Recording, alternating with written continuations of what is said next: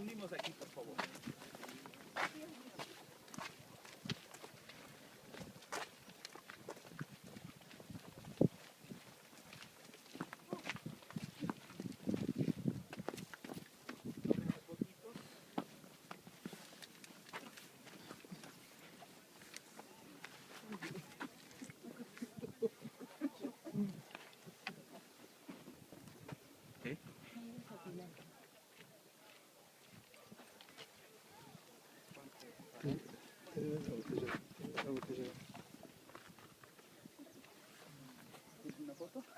Encuentra casi íntegra. Fíjense que los hastiales en algunos casos de estas construcciones todavía están, ¿no? De pie, ¿no? Algunos ya han colapsado. Esa parte triangular que vemos en la parte alta de estas estructuras, ¿no? Le sirvieron para ubicar los armazones de los techos, y los techos fueron así. Allá tenemos los ejemplos, ¿no? De cómo lucían los techos de estas construcciones. Entonces la mayor parte de las construcciones que tenemos allá al fondo tuvieron techo. ¿Ok? Si no, no habría forma de vivir aquí, porque aquí llueve bastante. Estamos ubicados en el inicio de la selva. Estamos ubicados en, para ser más didáctico, en un punto medio entre los Andes, fíjense, allá tenemos picos nevados, y la selva amazónica. Pocos kilómetros abajo en este valle vamos a encontrar flora, fauna, paisaje propio de la selva amazónica. Y pocos kilómetros arriba ya se puede divisar las montañas propias de los Andes, flora, fauna y paisaje propio de los Andes. ¿Ok? A este piso ecológico, los que vivimos en la costa y en la sierra, popularmente le llamamos como la ceja de selva. Pero para el poblador de la selva, esto es la ceja de montaña, el comienzo de los Andes. Es por eso que vemos esta fusión de paisajes, montañas propias de los Andes, ya pobladas de vegetación. Hasta aquí llegaron mis amigos los incas. Los incas históricamente no llegan a penetrar la selva baja. Los antis vivían ahí. Hasta antes de la llegada de los españoles, sus enemigos más acérrimos de los incas eran los antis. Así le llamaban a estas tribus que ocupaban el bosque amazónico, la selva amazónica. Bueno, los incas estaban tratando de penetrar la selva baja, pero este proceso de expansión territorial que estaban realizando los incas, ¿no?, tuvo su final con la llegada de los españoles. Ciudades como estas fueron construidas en el límite del territorio inca para mostrar la presencia de los incas en estas, ¿no?, tierras. Para mostrarle a los antis que ellos ya adueñaban estos territorios, la gente y todo lo que, ¿no?, lo cultural. ¿Ok? Sí, Machu Picchu, como otras ciudades, tuvo que ser diseñada con algunas características defensivas. ¿Ok? Entonces, aunque no era, ¿no?, el uso de Machu Picchu no era eso. Aunque no era el uso, siempre había esto que trabajarlas así. También este sector tiene otra muralla, por la parte externa, el sector agrícola. Entonces la ciudad se trabajó en dos sectores. Un sector muy marcado está ahí al fondo, es el sector urbano, con más de 200 construcciones. Ya lo vamos a pasar a ver más adelante. Y este es el otro sector, que vendría a ser el sector agrícola. Fíjense, estas terrazas o plataformas, conocidas hoy en día como andenes, porque es tecnología de los Andes, les permitieron a los incas practicar agricultura en esta difícil geografía del Andes. Fíjense cuán verticales son las montañas que nos están bordeando. Entonces, hicieron de estas montañas, como ejemplo, fíjense el bastón, casi verticales, lugares donde practicar no solamente agricultura, sino buena agricultura. Entonces, ¿qué hicieron en esas montañas? Construyen muros, ¿no? Y entre el muro y la montaña rellenan roca, grava o piedras más pequeñas, piedras grandes en el fondo, piedras pequeñas, arena, y el último estrato de estas terrazas está formado por humus, tierra fértil. Se han hecho análisis de suelos, mis amigos, a estas terrazas. Estos análisis de suelos nos dicen que hay 20 tipos de tierras en estas terrazas. Lo interesante es aquí que la mayor parte de estas tierras no son de la zona. Entonces, ¿qué hicieron los incas? Importar tierra. Se vieron en la necesidad de traer tierra de otros lugares. Por ejemplo, acabas de mencionar el algodón. Si no había algodón que es propio de la costa, lo cultivaban en estos andenes. Sí, para tener su propio fuente de algodón. Claro, es mejorar, es aclimatizar plantas. En el Valle Sagrado, en Yucay, se ha encontrado, en el Valle Sagrado hay muchos complejos. Los más populares son Pisa, Poyalteca, está aparte de Moray, está Yucay, está Juchuicosco y otros lugares, ¿no? Y se encontró, ¿no?, polen de algodón. Entonces, en el Valle Sagrado de los Incas se estaba cultivando o tratando de cultivar algodón, que es un producto, como dicen, un clima más cálido, un clima más seco, ¿no? Imagínense, ¿no?, lo que estaban haciendo los incas. Ahora, les hablaba, volviendo al tema de los depósitos, estos son los almacenes de alimentos. Fueron construidas con ventanas grandes para que el viento ingrese y ayude a reducir la temperatura en la parte interna y mantenga refrigerado, oxigenado todo lo que se guardaba ahí. Ahí no queda la cosa. Por ahí ingresa, entre estas montañas, por ahí ingresa el río. Por ahí ingresan las corrientes, ¿no?, de estas partes de los Andes. Golpean más esta parte de la montaña. Entonces, estas colcas fueron ubicadas donde el viento golpea con más fuerza, para tener una ventilación permanente, para mantener refrigerado todo lo que se guardaba ahí. Ahora, este sector está aquí por una razón. Un 80% de la irradiación solar que llega a esta parte de la montaña llega a este lugar donde están las terrazas. Para que estas roquitas que están aquí formando los muros puedan acumular la calor del día y darle termicidad a estas terrazas durante las noches. Entonces, muchos ingenieros, arqueólogos y otros profesionales que han ido trabajando aquí nos dicen que aquí todo está muy bien pensado, todo fue aquí muy bien planificado, todo tiene su porqué. Los incas, para poder hacer el diseño, ¿no?, y la construcción de esta ciudad, tuvieron que hacer un estudio increíble. Tuvieron que planificar bien y cada cosa tiene su razón. Tuvieron que hacer estudios que hoy en día se conocen como estudios de termodinámica, para poder ubicar, ¿no?, la ciudad con orientación este y oeste, a la salida y a la puesta del sol. Detectan fallas geológicas, trabajan muros de contención, un complejo sistema de drenes y alcantarillados que evitan que el agua de lluvia que cae constantemente en esta zona cause erosión en la montaña y esta ciudad se vaya abajo. Desde nuestra perspectiva de las plazas estaría el Hanak Machu Picchu, donde están las fuentes de agua, los templos más importantes, el palacio, el Usnu ceremonial, el observatorio astronómico, la roca sagrada, etc. Lo vamos a ver ahora. Claro, lo vamos a ver, por supuesto. Entonces estamos hablando de que de este lado estaría el Hanak Machu Picchu, el sector más importante. ¿Ok? Entonces ya más o menos para tener una idea, ¿no? Acá el Estado no ha sembrado nada de eucalipto. No. No. No, afortunadamente. ¿Ok? Nos vamos. Dilatación. ¿Qué quiere decir? Que los incas detectan esta falla geológica y no construyen nada aquí. ¿Por qué? Sabían que esto podía sufrir hundimiento o separación. Entonces, ¿para qué construir en un lugar donde se va a volver a caer? Entonces, dejan este espacio que funciona como un punto de dilatación entre estos dos sectores, el sector urbano y el sector agrícola. Entonces, para poder detectar estas fallas geológicas, los incas, ingenieros, arquitectos que estaban a cargo del diseño y de la construcción de la ciudad, tuvieron que conquistar las cumbres de estas montañas para poder hacer, ¿no?, un análisis de la superficie a construir, para poder observar dónde trabajar y dónde no. Entonces, esta vez nos muestra el alto grado alcanzado por los incas en geología, ¿no? Y también este canal amplio que tenemos aquí está trabajando como un drain que evacúa las lluvias que caen persistentemente a este sector y a esta parte de la ciudad al valle. Así evitan que el agua de lluvia cause erosión en la montaña. Los ingenieros y arquitectos que han ido trabajando en este lugar nos dicen que un 60% del trabajo duro que les tomó a los incas diseñar y trabajar esta ciudad no es lo que está acá arriba, sino es lo que está por debajo. Es diseñar un complejo sistema de muros de contención, drenes y alcantarillados y juntas de dilatación que permiten que la ciudad todavía esté en pie. ¿Ok? Bueno, mis amigos, continuamos. Es así que no permiten al turista subirse a los muros, atravesar lugares que están protegidos con cuerdas, fumar, dejar desperdicios. ¿Qué está permitido hacer aquí? Está permitido sonreír, tomar fotografías, hacer muchas preguntas y disfrutar mucho del lugar.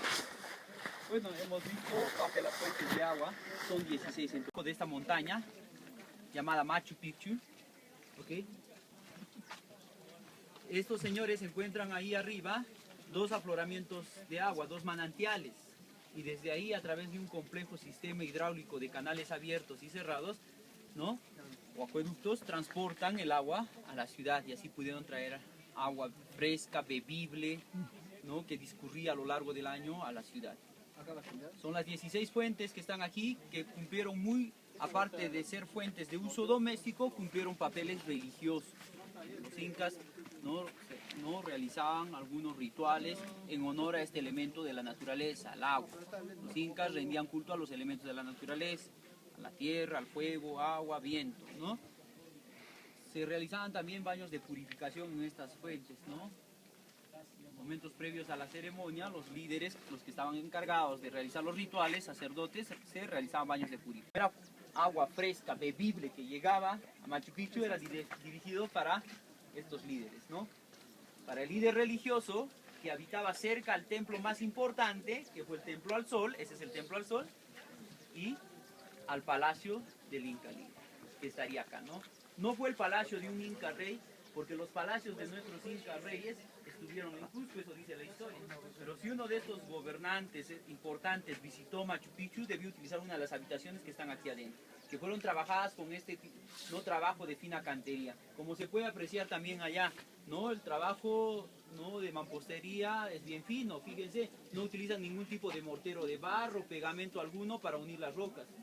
¿Okay? Todas esas rocas están sobrepuestas por presión, ¿okay? Y fueron trabajadas al milímetro. Ahora sí vamos a ingresar a ver, ¿no?, el Templo al Sol. Por aquí, por favor.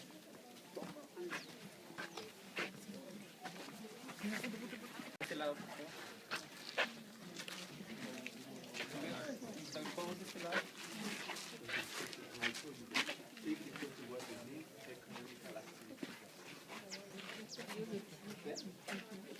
Now I would like to show you over here.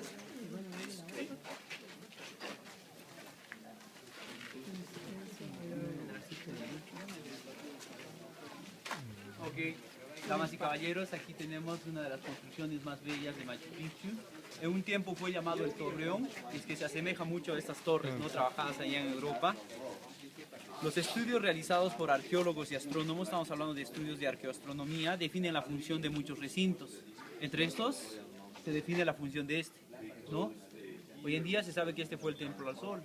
Las ventanas que fueron trabajadas en este recinto tienen orientación astronómica a los solsticios. Esta ventana, por ejemplo, fue trabajada para dar la bienvenida a los rayos del sol del 21 de junio.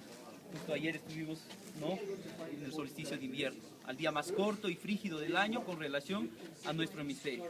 Lo opuesto ocurre en el hemisferio norte, no el día más largo y caluroso, ¿no?, del año. Entonces el solsticio de invierno, los primeros haces de luz del amanecer de este día atraviesan esa ventana y se posan en la parte central de este recinto, donde ellos esculpen una mesa ceremonial. El sol no va a salir por el mismo lugar todo el año. Durante el 22 de diciembre va a salir más del sureste, de su extremo sur, por allá, cerca a la Puerta del Sol que tenemos allá arriba. Entonces, de este lado tenemos otra ventana y fue trabajada con ese fin, con ese propósito. Darle la bienvenida a los rayos del sol del 22 de diciembre. Dos fechas que fueron muy importantes en el calendario inca. El 21 de junio se celebraba el Apak Inti Raymi, ¿no?, el Inti Raymi, la festividad o ritual más importante que tenían a lo largo del año, ¿no?, una fiesta en honor al sol, donde en todo el imperio, en las ciudades importantes, se realizaba el Inti Raymi para lograr una unidad ideológica, ratificar su fe al sol y comenzar un nuevo año con él. Entonces el 21 de junio es el día más corto y frígido del año. Mucho tiempo atrás ellos pensaron que el dios sol estaba abandonando a la Pachamama y a sus hijos, y a través de esa ceremonia le pedían que comience un nuevo año con ellos. Entonces el 21 de junio para el andino es el inicio de un nuevo año. Entonces ayer fue el inicio de un nuevo año andino. Y es el momento en que los andinos comienzan sus actividades agrícolas. Hay que comenzar a limpiar, ¿no?, los terrenos o las parcelas donde se va a cultivar. En el mes de julio ya se comienza con el arado, a voltear la tierra como popularmente. Acá arriba tenemos una protuberancia, tiene un hueco. Aquí tenemos unas barras de piedra sobre esta entrada. Y por dentro se ataba un tronco en forma horizontal a las barras de piedra, un tronco iba atado por sus extremos a estas barras de piedra que van a ver a los costados, y un segundo tronco se ataba en forma vertical, muy bien sujetado al tronco que iba en forma horizontal. Eso indica que hubo restricción del tránsito a este sector, no todos podían ingresar a este barrio.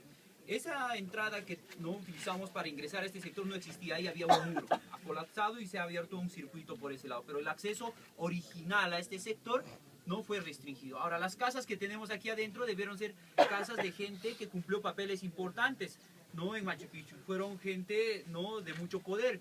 Esta gente estaba viviendo cerca a los templos de Machu Picchu están de este lado, cerca a las fuentes de agua, cerca al palacio del Inca Líder. Eso indica que tenían fácil acceso al agua, fácil acceso al líder, fácil acceso a los templos. Lo que no ocurre con las otras casas viviendas que tenemos dentro de la ciudad. ¿Ok? Avanzamos por aquí, por favor.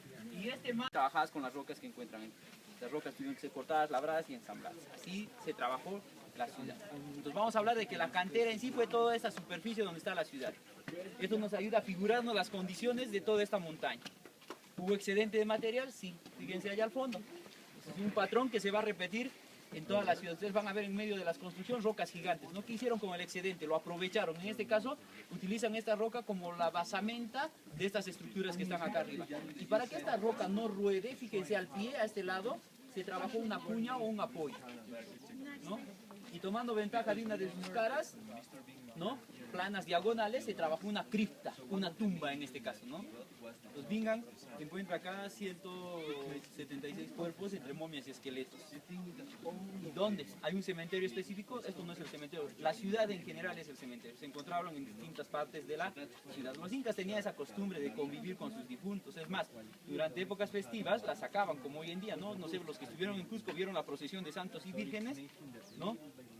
Esa es una costumbre que tenían los incas, de procesionar a sus malquis. Los malquis vendrían a ser las momias más importantes de sus gobernantes, reyes incas, quienes eran procesionados alrededor de la plaza de armas del Cusco, ¿no? Y eran ubicadas ahí para que participen de estos rituales. Como si estuvieran en vida, les ofrendaban alimento, bebida, hojas de coca, e incluso participaban en las decisiones importantes que se tomaban en favor del pueblo.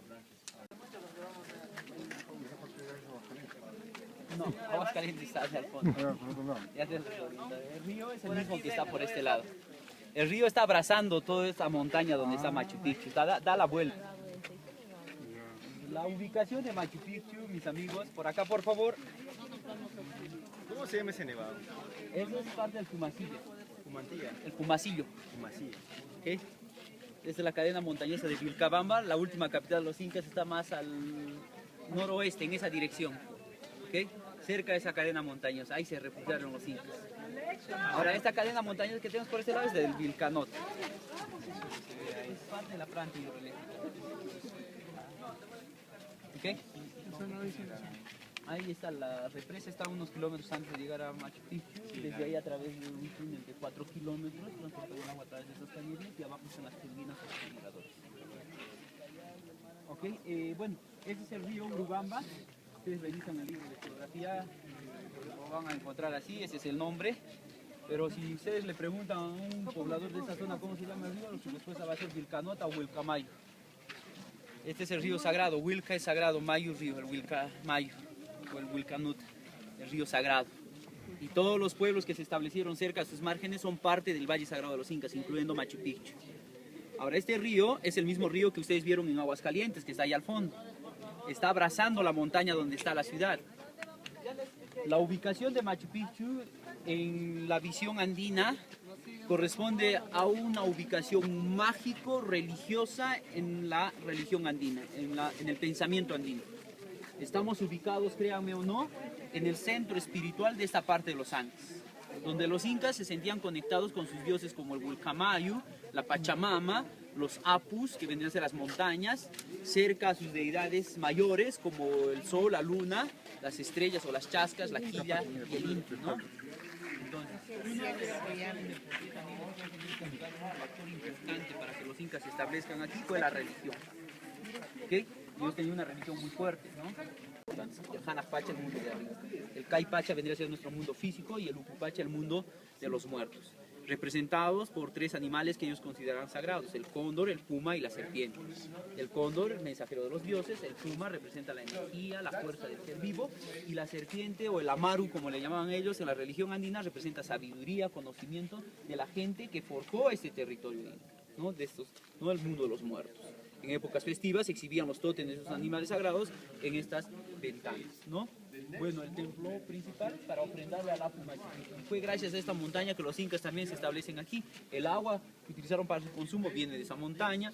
Gran parte de las rocas que utilizaron para la construcción en un tiempo fueron la montaña, se desprendieron de ahí y llegaron aquí, ¿no? Entonces entendemos del por qué consideraban a este Apu importante. ¿Cómo no le vas a rendir culto a esta montaña que te dé el agua, los recursos, como la roca, la madera para poder construir?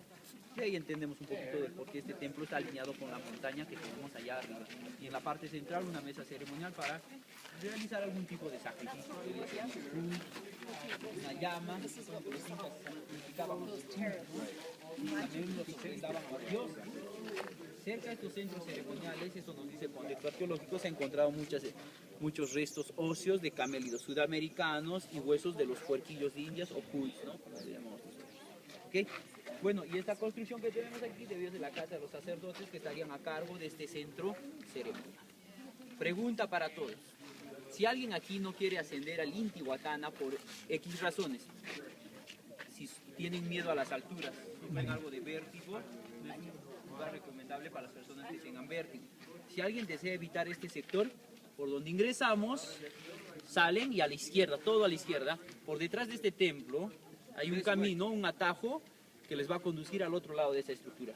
Los que van a ir conmigo, los que tienen sangre inca discurriendo por sus venas, ascendemos por este lado despacio, arriba está el observatorio astronómico, el reloj solar, el Intihuatana, nos van a dar un par de minutos para estar ahí, no nos dan mucho tiempo porque no hay mucho espacio para muchos grupos a la vez, y luego nos van a invitar a retirarnos, a descender, vamos a descender por el otro lado.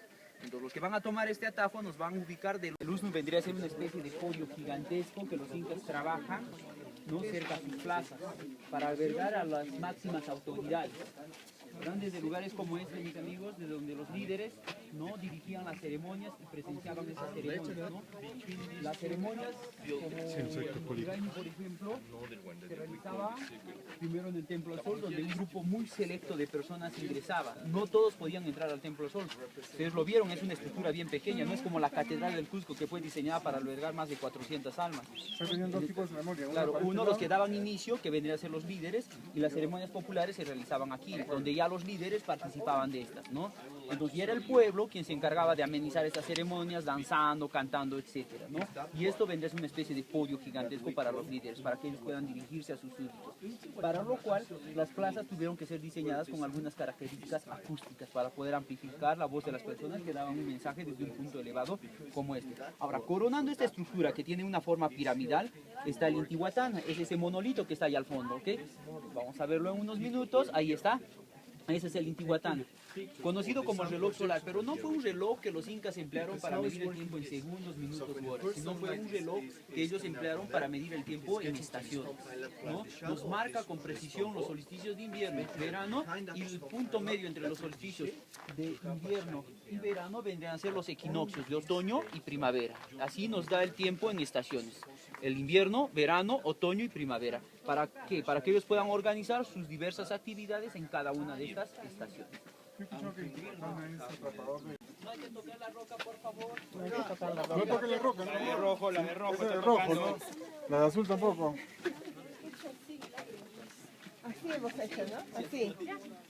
Es la energía de la piedra. Lo rompieron Okay. Pónganse ustedes. Mucho cuidado al descender, por favor. Es la energía de la piedra que hace que parezca que la tocamos. ¿Lo ubica? Vean la roca que está aquí. Ajá. Simularon. La roca que está aquí fue esculpida, ¿no?, con la forma de la montaña que está ahí al fondo. ¿Todos lo ubican o necesitan unos lentes 3D? ¿Okay? Se nota claramente, ¿no?, que los incas esculpen la roca intencionalmente para representar no la parte física de esta montaña, sino la parte espiritual. En la religión andina sus dioses están, ¿no?, compuestos de una parte física y de una parte espiritual. Esa, perfecta de una cruz, ¿no?, y se posiciona, ¿no?, astronómicamente hablando, alineado con el sur. Y es el momento de cosechar el maíz. Y es ahí donde se comienza a cosechar el maíz en los Andes.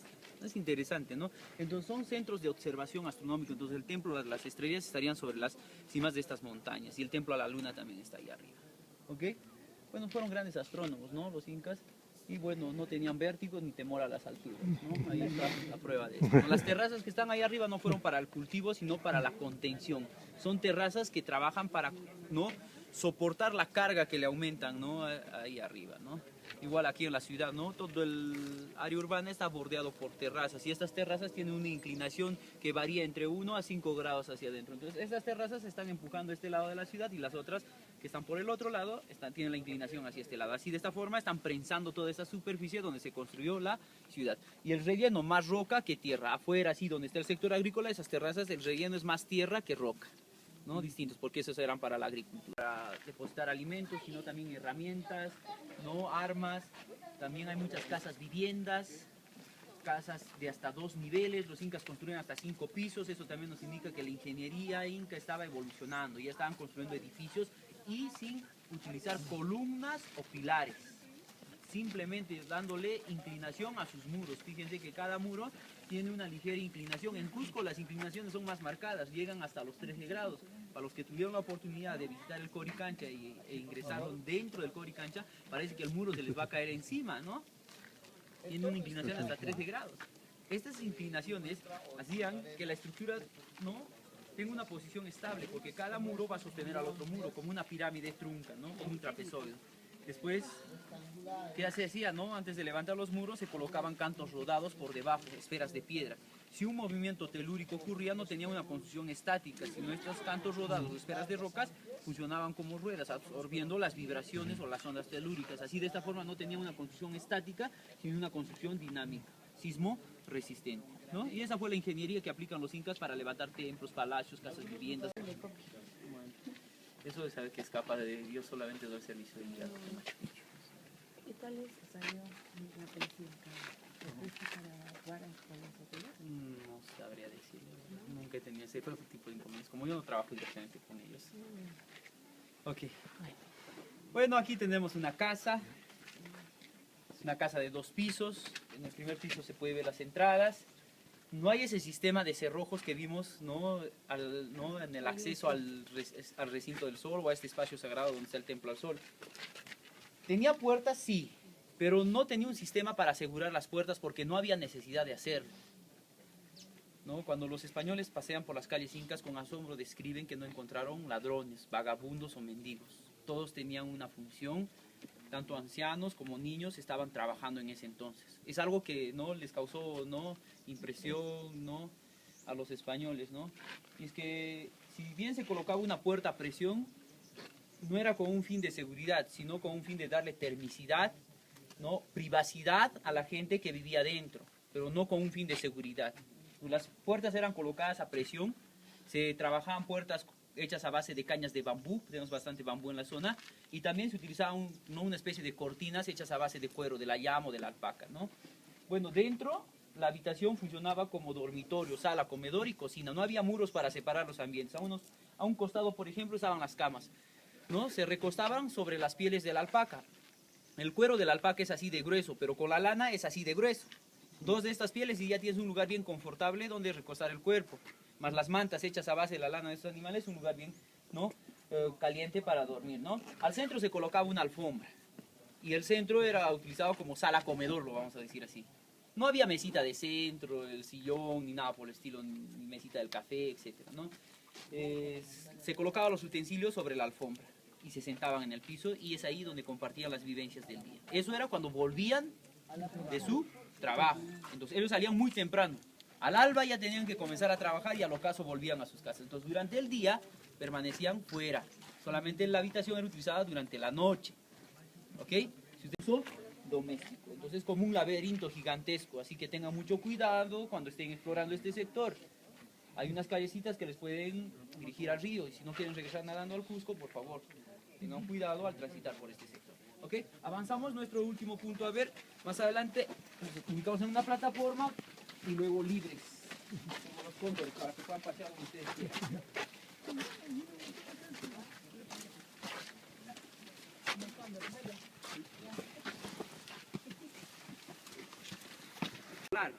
Al pie de esta pirámide trunca, al lado izquierdo, tenemos el templo de las 3 ventanas. Y nótese que cada bloque que está ensamblando el templo de las 3 ventanas es único, tanto en tamaño como en forma.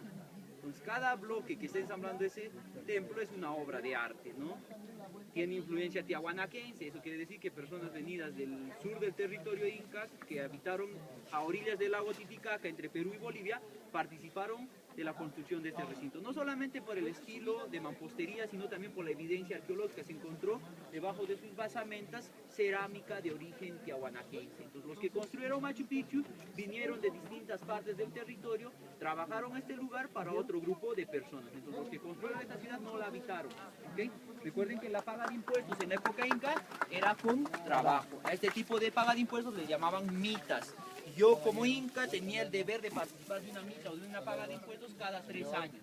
Y trabajaba en favor del gobierno lo que dura una estación del año, 3 o 4 meses. culminaba mis tareas y podía volver a mi lugar de origen con algunos presentes que el Estado me daba en gratitud por... Utilicen un poco la percepción artística, si no van a ver solamente una roca, vamos a verlo en unos minutos, ya les voy a describir. Entendamos que el cóndor en la religión andina representa al Hanajpacha, al mundo de arriba, y fue considerado el mensajero de los dioses. Aquí vamos a poder apreciar una representación totémica del cóndor en posición de vuelo. Parte del cóndor está acá arriba, parte del cóndor está aquí abajo. ¿Okay? Vamos a formar una media luna. ¿Okay? ¿Okay? Formamos una media luna aquí, nos acercamos por este lado para que puedan apreciar el cóndor. Fíjense, aquí tenemos parte del cuerpo, en esta parte de la roca. En esta esquina se puede apreciar la cabeza. Esto es la cabeza. Se notan los ojos, el pico, el collar de plumas blanco que todo cóndor adulto macho tiene alrededor del cuello. Y estos dos bloques que tenemos aquí arriba están representando las alas del cóndor. Entonces el cóndor está en posición de vuelo. Es una representación abstracta de este ave. Sobre las alas, nichos de gran volumen, donde se colocaban los cuerpos de los fallecidos post-momificación.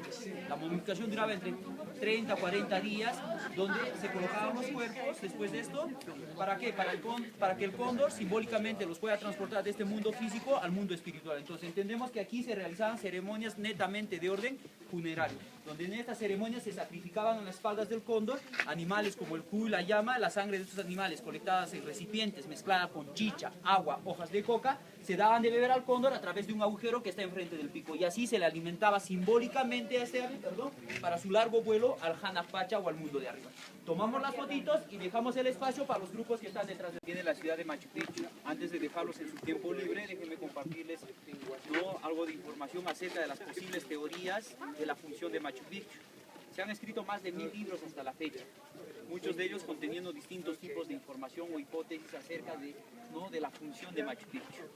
Bueno, entre los más interesantes están que Machu Picchu fue una especie de ciudad capital de avanzada a la conquista de la Selva Baja. Algunos nos hablan de que esta ciudad fue una especie de ciudad de retiro para la élite inca, como una casa de veraneo para que los nobles incas puedan retirarse del Cusco durante el invierno a un lugar más cálido como este, y así evitar las frígidas noches de invierno allá en la ciudad del Cusco, ¿no?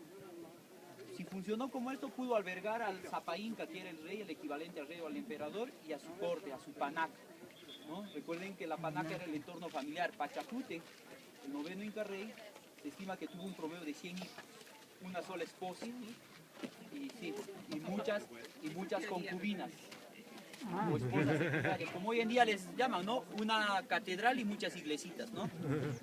La principal era la coya, lo que vendría a ser el equivalente a la emperatriz o a la reina. En muchos casos la coya era alguien cercano al inca, o sea, estoy hablando de un pariente cercano, podía ser su hermana, su prima, su tía o alguien cercano, no alguien de su entorno familiar. Huayna Cápac, su nieto, tuvo más de 300 hijos. ¿Okay? Entonces, los incas, como ocurrió con muchas culturas en Europa y en otras partes, firmaban alianzas maritales al contraer matrimonio con las princesas de estos pueblos que ellos conquistaban, y así los integraban a sus dominios. ¿Okay? Entonces, bueno, si funcionó así como una casa de veraneo, de retiro, pudo albergar al inca rey, a su familia, a su panaca y a sus sirvientes y escolta personal. Bueno, entre las teorías que se han escrito hay una, a la que yo me inclino más, que Machu Picchu tal vez en la época inca fue un yachayhuasi. Yachay es conocimiento, y huasi es casa o lugar, lo que hoy en día nosotros le llamamos popularmente universidad. ¿Okay? Se encontraron quipu en este lugar, y el quipu lo manejaba la élite inca, no la clase popular. El quipu es un sistema de escritura que los incas desarrollan a través de una cuerda ancha y muchas subcuerdas colgando de esta. En un tiempo se pensaba que el quipu era empleado como un sistema mnemotécnico para recordar cantidades, pero hoy en día se sabe que el quipu contenía más información, era utilizado como un archivo para el Estado. Y gracias al quipu el inca se enteraba de las noticias, que estaba en Cusco, lo que ocurría en Ecuador, por ejemplo, Si no, ¿cómo el inca se habría podido enterar, de la cantidad de gente, las funciones, todas las cosas, ¿Cómo habría podido registrar toda esta información, organizar a toda su gente? ¿Cómo habrían podido organizar la gente que construyó esta ciudad? Los logros alcanzados en medicina, en astronomía, todo se registraba en esas cuerdas, pero el detalle está aquí, que no todos podían escribir escribir y leer en la época inca, solamente los de la élite estaban los yachayhuasis y ahí eran forjados para poder aprender a escribir y leer. Vamos a decir así, se codificaba información en las cuerdas a través de nudos, y solamente los Quipucamay